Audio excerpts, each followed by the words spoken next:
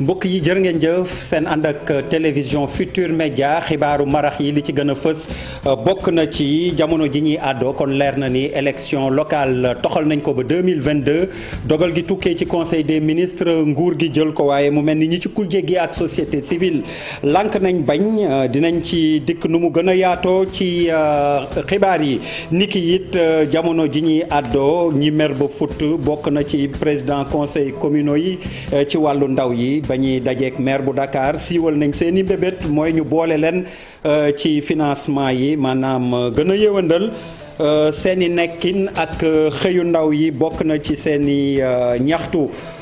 ci wàllu géej gi jàppaleen ne bël ba ca Ndar entreprise Chine bañ ko joxoon dox na digganteem ak nguuru Sénégal waaye loolu it yëkki ay kàddu am diggante Alioune Ndoye mi ministre ba ak Birahim Seck jaarale ko ci réseaux sociaux yi indi ci leeral ndax jàpp nañ ni juróomi téeméeri nappkat ya ca dee ak koppar yi nga xam ni dugal nañ ko ca te liggéey bi jotula antu weer wi ñu nekk lañ ko waroon jébbal waa Sénégal waaye niñ leen ko waxee entreprise Chine boobu defu ci dara dinañ ci dikkat ci leeral ni ki it ñaar fukk ak ñeent ci ay nappkat jamono ji géej gi saf lool ci ñoom ndax ñaar fukk ak ñeent ñàkk nañ seen bakkan ci ñaari ay bés yi Union nationale des pêcheurs artisanaux du Sénégal UNAPAS ñoom ñoo ko siiwal joxoñ nañ baaraam tuuma bateau yi nga xam ni dañ leen joxi licence ñu jógee bitim réew ñëw di napp ci suñu waax yi dinañ ci indi leer ak Pierre Mboup bokk ci kuréel googu di UNAPAS neskis ñu yaatal incha allah.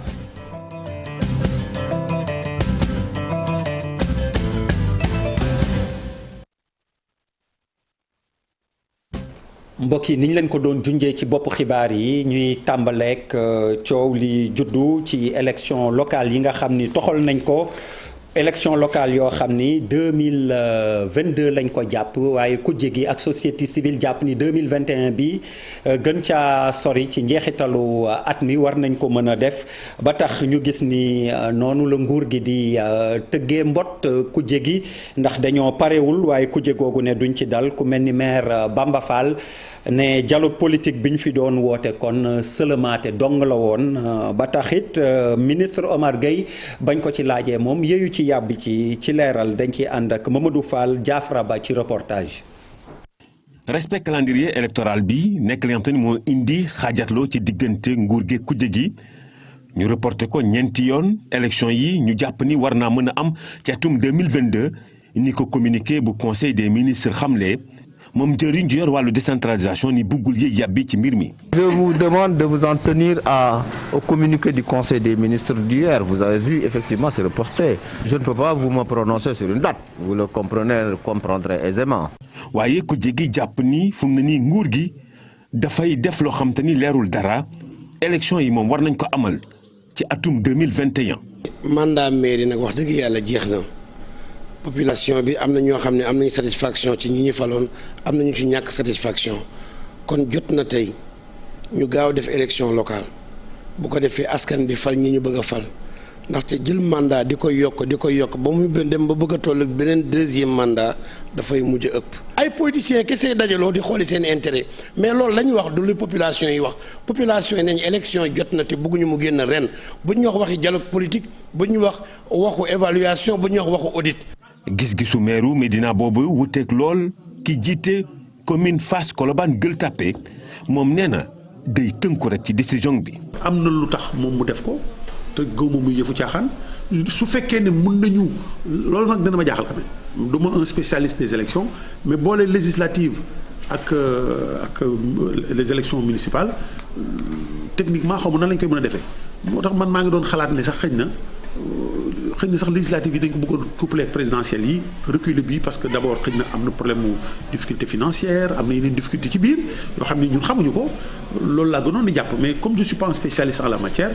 ni mu ñëwee rek ni laa koy jàppee rafet ci njort jëm ci. report élection locale yi xaajaloo classe politique bi ñenn ñi jàpp ni war nañu ko mën a nag dàq ba am assurance ngir mën koo def ñenn ñi ne dàq googule dafay salfaañe li nga xam te ni moo di démocratie ci réew mi. dañuy dem ba Thiès des ci wàllu politique ak ñetti kàngam yu ñu nemmeeku ci ay bés bi génn ci parti Idrissa Seck ndax parti boobu daa nekk ci tànku tas leeral yi ci reportage Cheikh Anta Diop say latir gis ay yëngu-yëngu ci parti bii di réew mi am ñetti kàngam yi ci démissionné ñenn ci ay waa Thiès gis ne lii de yàgg na ci parti bi di réew mi. politique dafa nekk benn gaal wala benn oto boo xam ni day daw léeg-léeg mu taxaw am ñu mu jël léeg-léeg am ñu wàcc. parti politique ni muy doxee mooy balaa ngay jël ay position da ngay waxtaan taataan xalaatu ñi nga xam ni ñoom nga bokkal mbir mi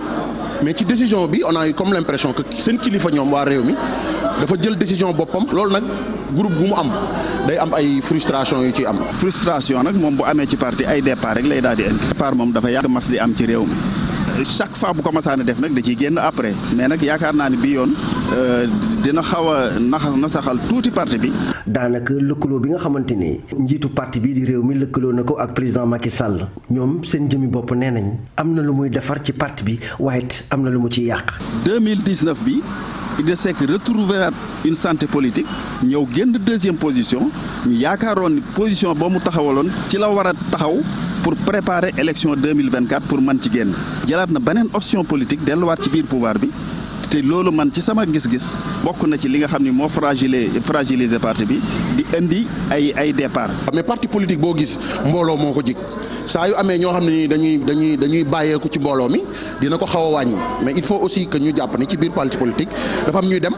mais dafa am ñuy dugg donc enjeu bi du loolu enjeu bi mooy réew mi na fexe ba ñuy dugg ëpp ñuy dem. waaye yenn ci responsable parti réew mi nekk fii ci diwaanu Thiès. nee nañ lii de yëngalu leen ñoom sax nee nañ daañu wàcc ci gox yeeg gox-goxaan yi ngir gën a jàjj militant réew mi ngir ñu mën a waajal élection yi di ñëw. ci wàllu xëy ak financement ndaw yi la ñuy àddu jëmaleek président conseil communaux yi sàkku nañ ci nguur gi mu gën leen bàyyi xel daje gu ñu amaloon ak préfet bu Dakar CDD boo xam ni ci wàllu xëy moomu lañ doon àddu Maymouna Ndiaye Thierno Laurent Mendy teewe ko. dañoo ànd ak njàqare ndax nee nañu dañuy am ay projet wante xamuñu ban buntu la ñuy fëgg. ndaw yi nee nañu li leen jaaxal mooy nee nañu formation am na liggéey am na wante fourage gisuñu dara. am nañ le grand marché de Colobane am nañ aussi le port de pêche bi nga xamante ne mooy Gueule Tapée mais soo xoolee jeunes yi ñu ngi ci mbedd bi lan moo ko waral nag mooy que ne jeunes yi amuñu benn accès ci li nga xamante ni moom mooy emploi ci marché bi bien ci port de pêche bi te gis nañ ne loolu luy génne xaalis bu jéggi dayoo la boo xamante ni jeunes yëpp mënoon nañ cee jëriñu mais malheureusement nag des fois jeunes yi da ngay gis ne duñ leen boole ci dara suñu leen di boole rek day pour solo leen ay t-shirt la wala pour def propagande moo tax ñun ñuy ñaan ne jeunes yi nañ leen initier nañ leen associer nañ leen boole ci mbir mi. ci wàllu financement yi itam nee nañu seetlu boobu lañ ci def. ñu bëri jàng nañ mais ñu bëri aussi teel nañ bàyyi école mais dañu dem jàngi métier mais si jàng métier boobu noonu dafa am accompagnement ak encadrement ak financement bu ñu soxla soo xoolee si wàllu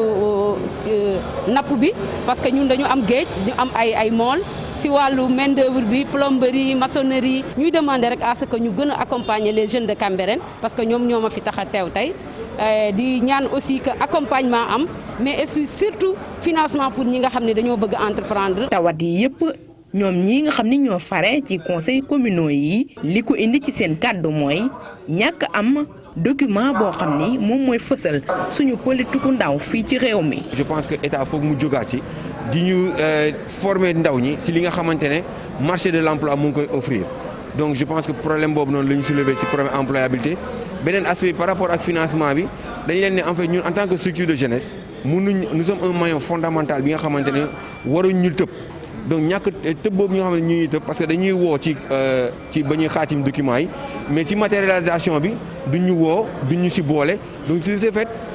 impact bi nga xamante ne soxla nañ ko ci financement des jeunes dëgg duñ ko am. bu ñu noppee ci forum bi nga xam ni dañ koo jagleel ndaw yi préfet bu Ndakaaru mi ngi dalal xel yi te naan bile yoon neneen lay demee ndax kat bëgg nañu liggéey bi ñuy amal ñi ci war a àddu ci liñ ci war a def ñu def ko ci ba nga xam ni lépp dafay leer. léegi ci wàllu xëyum ndaw yi la ñuy àddu jëmaleek ñu yor seen lijaasa ci wàllu droit ñi doon jàng wàllu yoon nee ñu gëj nañoo gis concours boo xam ne mën nañ ci bokk ba yaakaar xëy ba tax ñaawlu nañ ko seen kàddu Yves Zalé moo ko yor. mais dañoo seetlu 2013 lañ mujjee organiser concours notaire te ñun ñu ngi laaj ministre de la justice ñu organiser concours notaire ni mu gën a gaawee ñu ngi laaj ñu organiser concours huissier ni mu gën a gaawee concours UG 2017 lañ ko mujj organisé 16 personnes ñoo jàll 16 personnes yi jàll nañ ba pare seen formation ñu tere leen ne du ñu dugg notaire même chose 2013 lañ mujj organisé concours ñaar fukki nit ak ñaar ñu jàll ba tey jii nii nanguñu leen jox seen i nomination ñu mën a liggéey donc te loolu noonu dañoo seetlu ni ministre de la justice Malick Sall moom ak président chambre yi ñoo booloo di xeex ndawu Sénégal di leen xeex ci wàllum xëy emploi maanaam emploi yi nga xam ne ci droit la jógee mais suñ jógee ci loolu dañuy naqarlu le fait que état du Sénégal mu waxoon ne day recruter fonction publique depuis ñaari at ba jëm ñetti at lu toll ni juróomi junni ak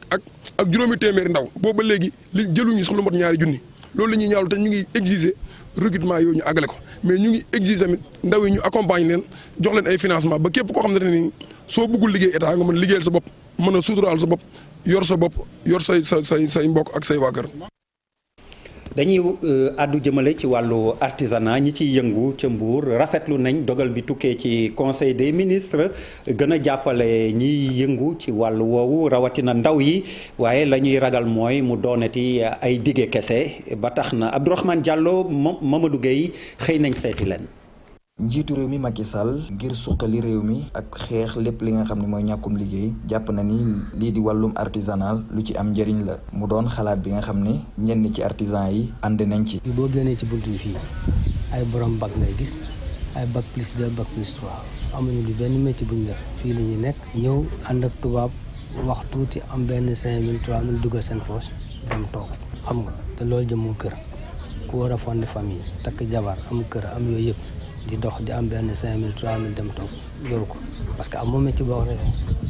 yaa ngi gis donc bu ñu doolee artisanat bi ñu bëri dinañ ci gis seen bopp. ci bataaxal conseil des ministres mercredi bii ñu génn Macky Sall li mu bëgg rek mooy ñu suqali artisanal bi ndax ndaw ñi mën ciy gis seeni bopp mën koo jàpp tëgg bi xam le ni faaw ñu tàggat leen waaye tamit jox leen ay koppar yu war a mën a tax ñu def seeni liggéey ni mu waree. métier bi may def nii man su ma yoroon 100 personnes su ma amoon financement bu doy war naa mun am benn local boo xam ne dama fay teg ay boy di leen ko jàngal parce que lii dafay nekk loo xam ne du raaf lii bijouterie la imagine weñ boo jàpp def ko bijou ba mel nii ba nit mën koo bëgg kon loolu du lu ndaw. moom ñu ngi koy fekk ci butikam ay pañe ak xeeti li ni mel lay defar Moussa Gadji di ñaax nguur gi ñu bañ a yem rek ci ay kaddu ñu jëmmal seeni xalaat. mbir mi du wax mbir mi jëf la parce que franchement le président ñoom ñoo ñu gën a xam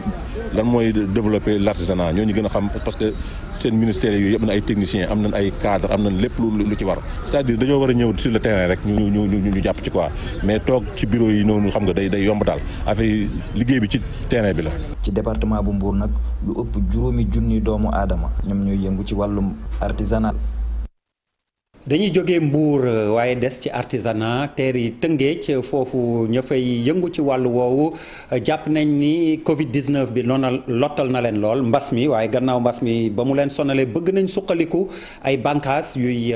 jàppale ci wàllu koppar la ñu xaati mool ngir gën a jàppandal seen liggéey Xaali Ngom moom mooy ki jiite artisan yi yeewoo ca Tëngéej. monde artisanal bi. gars yi dañu doon wax naa dañu informel mais tey boo ñëwee réseau des artisans du département de Rufisque xam naa ne tey sax ñoom am nañ surprise boo xamante ne xaaruñu foon lii parce que ñun dañu formel ensuite tam exportation bi nga xamante ne mu ngi ñuy gaañ depuis 1 an artisans yi liggéeyul moo tax ñu bëgg ut beneen support beneen méthode boo xamante ne ñun chaque fois dinañ am matière première boo xamante ne dinañ ko mën a décrocher parce que tey jii 90% ñun kenn jàppalewuñu gis suñu bopp léegi nag pour ñu gis suñu bopp ñun kuréel gi nga xamante ne ñun ñoo fédéré 12 communes ci département bi muy département de Rufisque moo tax ñu boole suñuy force fédéré ba nga xamante ne 122 cœurs de métier yi nga xamante ne tey moo nekk ci département bi ñu mën a am ay départ mën a am ay fonds mën a am ay partenaires yoo xamante ne lu ñu ci fekk rek lu ñu ci état fekk muy subvention boo xamante ne fekk nañ ci rek fekk ñun jëloon nañ suñu chemin jëloon nañ suñu yoon pour mën dem. ñu dem wax ci wàllu géej ak mbël bi ca Ndar ak coow li ci juddoo gannaaw entreprise Sine bañ ko dénkoon mujj ca defar dara jamono ji ñuy àddoo la waroon a joxe liggéey bi waaye liggéey bu mësula tàmbali ba tax nguuru Sénégal danañ leen yóbbu ca fa mbaxane doone benn ñoom entreprise Sine boobu waaye coow da cee juddu diggante ministre bi yor wàllu pêche Alioune Ndoye ak njiitu Forum Civil ay sànnante kàddu yoo xam ni jaare nañ ko ci réseaux sociaux yi ba tax ministre bi joxoñ baaraam tuuma Birahim Seck miy laaj ñu leeral wàllu technique audit technique waaye it reddition des comptes ci wàllu koppar ak lañ ca war a def ca brèche boobu lañ ca jot a def bël boobu buñ jàppee ni juróom téeméer ci ay nappkat ñàkk nañ ci seen bakkan ba mu amee ba léegi ci géej gi la ñuy des ak ñaar fukk ak ñeent nappkat yoo xam ni bàyyi nañ seen bakkan ca géej ba ci ñaari ay bés bi loolu waa Union nationale des pêches UNAPAS ñoom ñoo ko siiwal joxoñ baaraam tuuma bateau gaal yi nga xam ni bitim réew la ñu bàyyeekoo di napp si fii ci waaxu Sénégal Pierre Mboup bokk ci kuréel googu laaj ak tontu dox ci digganteem ak Chérif Dia. géej gi ci xayma bi ñu def ñun UNAPAS ak secteur bi ñu ngi ci presque 24 morts de Saint-Louis à Cap Skirring ci ay pêcheurs Joal y'a 4-5 am na gaal bu réer gisaguñ ko bon y'a Yoff barki démb am na plus de 4 personnes yu fa décédé boo demee yéen Jalaaw comme ni nga ko waxee 5 personnes mais kenn moo ci mucc boo demee à Saint-Louis plus de 5 à 6 personnes de Cap Skirring dëkk yu bu ne daal fi mu ne yaa ngi ci situation bi. yenn yi ay accident la mais yenn yi ay bateau ñoo mbëkk gaal yi ci géej gi te loolu lépp problème la ci réew mi parce que bu ñuy jàmbat bateau yi bu yàgg ba léegi lu mel noonu rek moo tax parce que bateau yi dañuy daw guddi fixer seen baar yi yenn commandant yi dañuy màndi sax mën nañu wax loolu ñu jël di def lu leen neex ci suñu géej. ministre bi moom dégluwul kenn même inspecteur des pêches yi sax recevoiru leen inspecteur régional yi dajewuñu ak ñoom pour mu waxtaan ak ñoom. ana jën yi dégg gisatoo yaboy gisatoo njunda gisatoo coof gisatoo benn jën gisatoo ko ku fi daan lekk ceebu jën normal lekkatoo ko parce que gisatuñu jën te loolu lan moo ñu indil problème boobu mooy géej gi liñ ko yan la attanul ñu ngi demandé bu yàgg ba léegi ñu publier ñu liste bateau yi parce que bu ci njub amoon bu ñu publier les liste bateau yi dinañ xam conséquence bi ci ñun la wala ci ñoom. ci géej gi la ñuy des ak jigéen ñi yëngu ci wàllu woowu fële ca Ndar daal di nañuy daje tënk ci juróom-ñett ci ay ponk yoo xam ne suñ ko defoon mu gën a suqaliku rawatina seen boor nga xam ne ay junni ñu jigéen ay xëy ci wàllum liggéey yu xeetoo ci géej gi. Ousseynou Diop Habib Seck teewe nañ ndaje moomu nga xam ne dañ ko mandargale weeru mars bi ak xew-xew yiñ ciy jagleel jigéen ñi. ay jëlee nappa gi gis nañu ni bokk na ci li nga xamante ni mooy gën a jàppale koom-koomu Sénégal jigéen ñi jugee ci région yu bare bokk ci réseau bi nga xamante ni mooy réseau bi boo jigéen ñi yëngu ci wàllu nappa gi ci Sénégal ñoom la ñu bëgg bokk na ci métier yi nga xamante ni dafa jëm ci wàllu secteur bu ni mel te jigéen ñi di ci yëngu ñu mën ko reconnaître waaye tamit signer décret de reconnaissance bi nga xamante ni jëm na ci wàllu nañu soppee jën bi. financement yi nga xamante ne ñu ngi koy joxe ci secteur bi. pour que jigéen ñi nekk ci wàllu napp gu ndaw gi yépp am ci sans benn boddi am seen autonomie ci biir secteur de la pêche bi ay jigéen lañu ñu intégré ñu boole REFEPAS luy jëm ci napp gu ñu jël ñu en compte ci bépp projet boo xamante ne dina yëngatu ci wàllu genre que jigéen ñi nekk ci wàllu REFEPAS mën cee bénéficier wu. ngir nag ñu gën a mën a taxawu jigéen ñi waaye tamit lu jëm ci wàllu nappa gi ñu cay gis seeni bopp REFEPAS ma ngay ñaan nga ñu wut ay matériel yu am solo ñu jox leen ko. ñu jox ay jumtukaay yu mucc ayib yi mucc nekk ci jamono jigéen ñi yëngu ci wàllu REFEPAS muy jaaykatu jën bu tooy bi muy jigéen bi soppali jën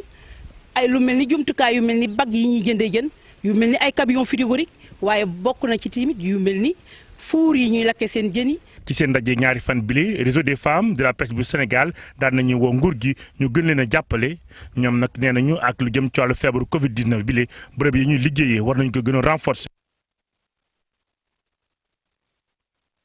ci wàllu justice atte la ñuy àddu jëmale naka la ñuy def ba ñu gën a jox cër attekat ak atte fii ci Sénégal gën ko jox gëdd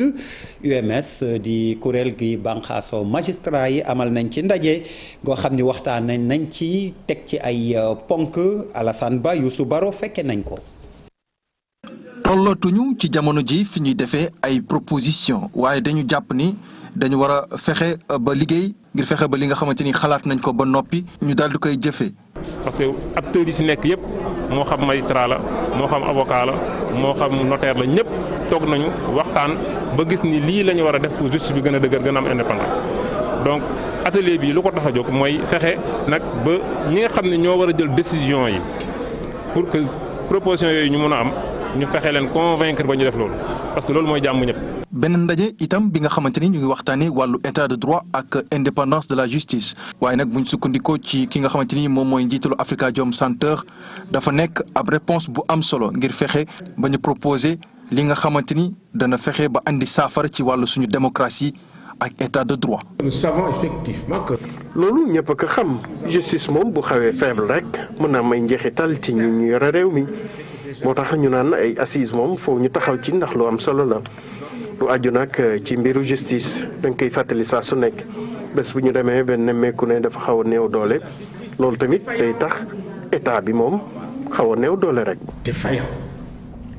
Il est question aujourd'hui de. tey jii li ñu war a def mooy bokk ci liggéey ngir gën a dëgëral suñu nguur loolu nag da cee bokk liggéey ngir am justice bu daal di moom boppam. figure l'indépendance de la justice. crédibilité dafa nekk li am solo ngir justice bu moom boppam. laajuñu ay affaire matériel ñu ngi laaj lan mooy jëmale justice bi kanam loolu kay jàmm ñëpp la parce que justice bu demee kanam sa intérêt la yow mi ñuy àtte suñu intérêt la ñun parce que ñun tamit day tax nit ñi gën ñoo fonk gën ñoo respecté intérêt tamit état la de manière générale parce que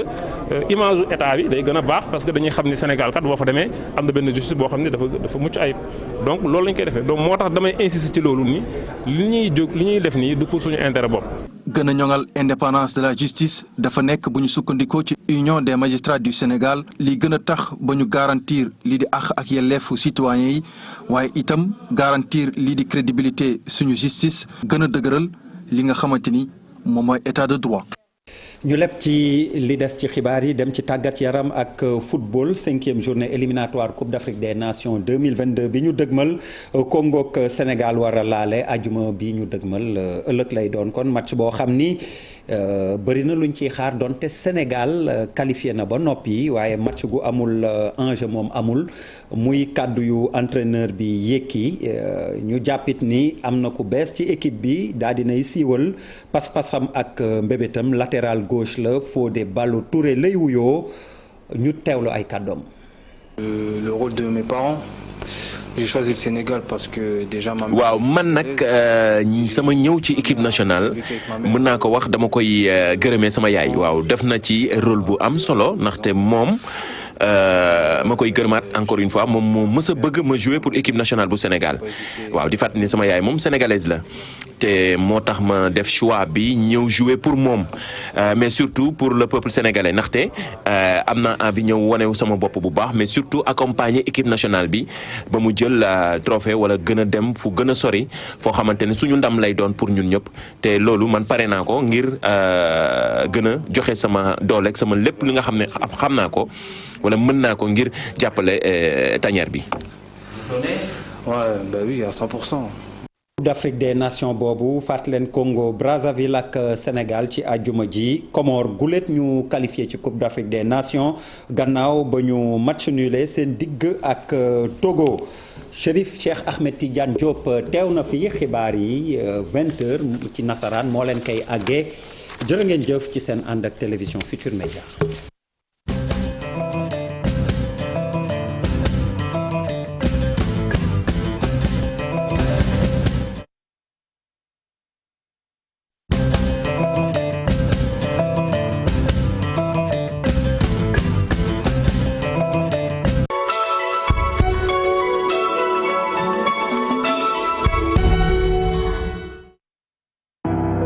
maa ngi tudd Modou Lo bëggoon naa sori ci jàng bi waaye dafa jafe woon ci man maa ngi sant yàlla ci bu ma duggee li ma gën a sopp mu di làmb ji bi may door metti woon na lool waaye terewul ma gën a gëm sama bopp dama daan dajale ay liggéeyu ndaw yu bari bu guddee ma nekk ci làmb ji soo gëmee li ngay def ak li nga doon dara du la tëj ci sa àdduna